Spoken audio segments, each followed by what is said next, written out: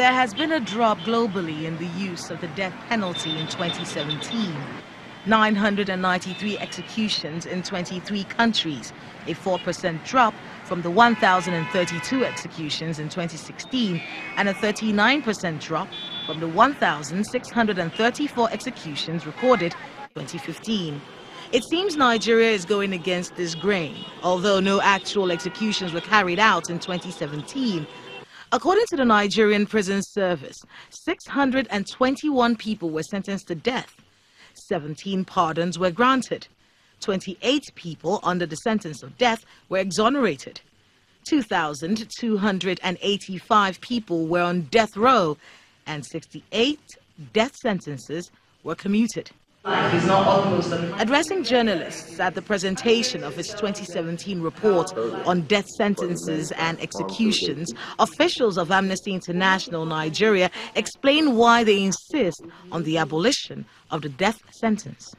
Amnesty International is calling on the Nigerian government to establish a legally binding official moratorium. Not a declaration, but something that has the force of law.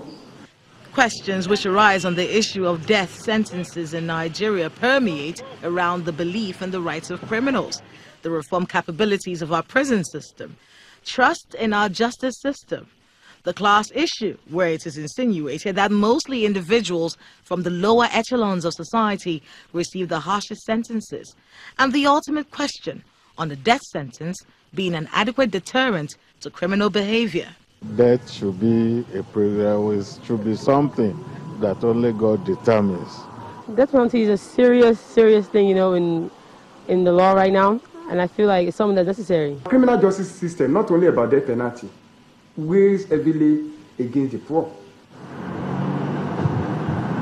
Divergent views on the death penalty amongst Nigerians, which is an improvement if we look at how we used to be in the 80s and the 90s, where it was believed that if you lived by the sword, you should die by the sword. For a society that is still learning to put a premium on human life, Amnesty International has a whole lot more work to do to sell the idea of abolishing the death penalty to the average Nigerian. Kayla Megwa, Channels Television News.